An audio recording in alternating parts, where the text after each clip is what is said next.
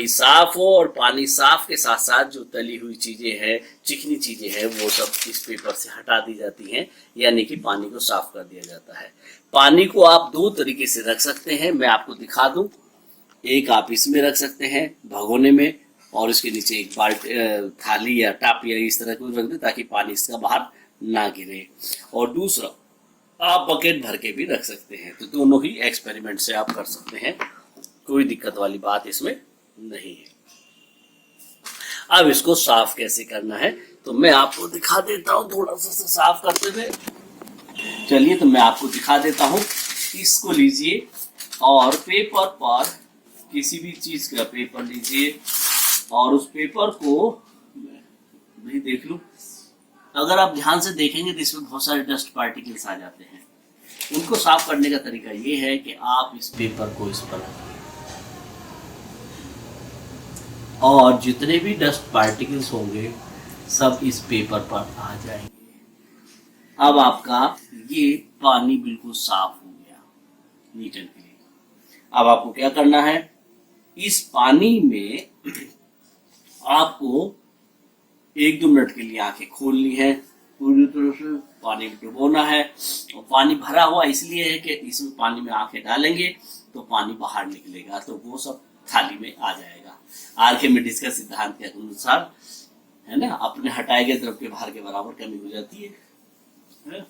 तो और साफ सुथरा हल्का मुलायम आप तौलिया ले, जिससे आपको आंखों को साफ करना है। चलिए, तो शुरू करते हैं। और इस पानी में, इस एक्सपेरिमेंट को मैंने कल किया। जो लोग चश्मा, कहना चाहिए, कंप्यूटर पे बहुत ज्यादा बैठते हैं और मोबाइल बहुत ज्यादा चला रहे हैं, जो कि आजकल पिछले 1-1.5 साल से हो रहा है, तो आपकी आंखों में खुश्की आनी शुरू होती है, जलन मारती है और खुजली होती है।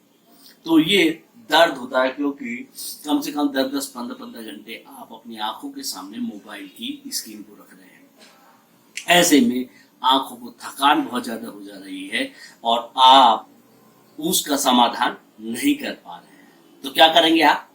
चलिए करते हैं। सबसे आसान तरीका, एक टब में या एक ऐसा बर्तन ले लीजिए जिसमें आप आराम से अपने चेहरे को रख सकें, उसके अंदर खोल सकें। आंखों को खोल के रखना है, पानी के अंदर आंखों को खोलना है और फिर बाहर निकालना है। ठीक है, तो इस काम को करते हैं।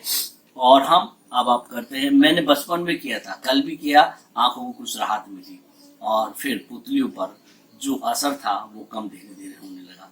मैं समझता हूँ इसे 2-3 दिन करते हैं। और इस प्रयोग के बाद, देखिए, मैं बायोलॉजी का अच्छा विद्यार्थी नहीं हूँ, लेकिन मैंने विद्वानों की पुरानी किताबें जो पढ़ी और जो आंखों के बारे में देसी नुस्खे सीखे, उसके आधार पर मैं कह रहा हूँ कम से कम नुकसान तो ये नहीं होने वाला है। और पानी की गंदगी को निकालने का तरीका भी मैंने आपको बता दिया कि जितनी भी गंदगी है वो पानी की पेपर से चिपक जाती है और उसके साथ वापस आ जाती है। उसके बाद हो जाता है पानी साफ। चलिए, तो मैंने इसमें लिया, आप टब में भी ले सकते हैं, टब बहुत बड़ा हो जाएगा। आप ऐसा भगोना या बाउल ले लें जिसमें आंखों को आराम से खोला जा सके और मुंह उसके अंदर आ सके आराम से।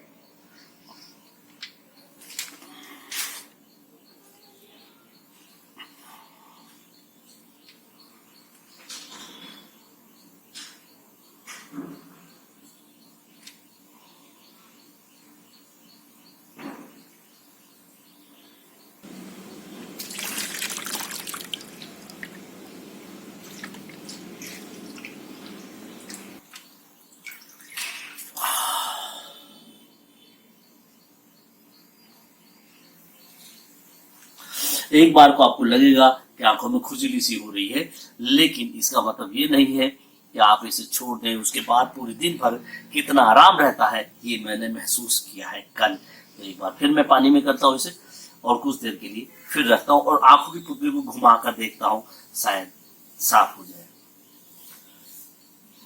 और हाँ, सांस रोकने का भी प्रैक्टिस बढ़िया हो जाएगी इससे।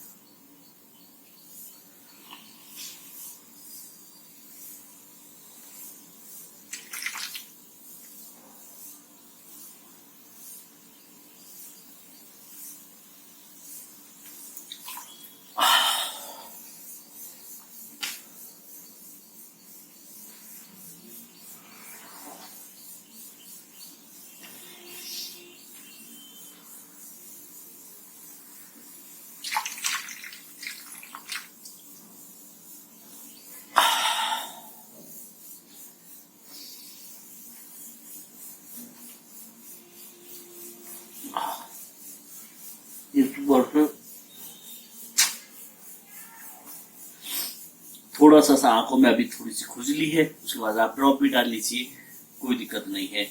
और आपकी आंखों को सबसे ज्यादा आराम मैंने मिलते हुए देखा है कल। आज दूसरी बार कर रहा हूँ और उसके बाद मेरा मन बहुत बढ़ा, तो करते हैं इस बात को और देखते हैं कि इसमें हम क्या क्या कर पाए हैं। और हाँ, एक बात का ध्यान और रखिएगा कि ज्यादा देर आंखों को कंप्यूटर और मोबाइल से दूर रखिए दोस्त।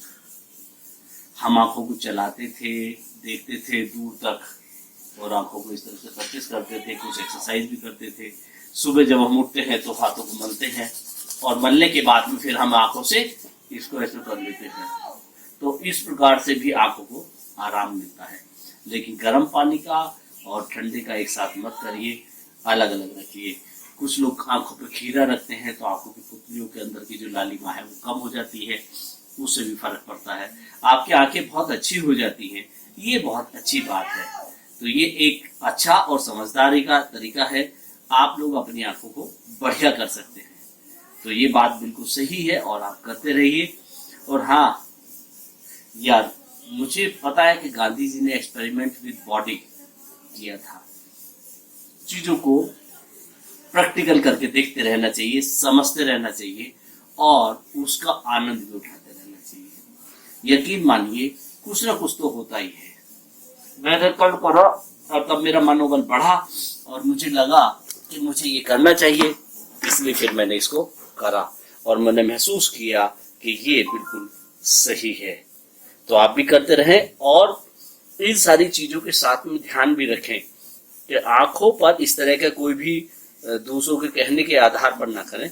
थोड़ा सा चेक कर लिया करें, पानी साफ होना चाहिए, गंदा पानी नहीं होना चाहिए, या आप आरओ का पानी ले लें तो ज्यादा बेटर है। और उसके बाद में आई ड्रॉप जरूर डालें, कोई भी सॉल्यूशन आंखों का और कानों का जरूर डालें, जो ENT वाला जो सॉल्यूशन होता है जो आंखों को खुजली और उसके लिए।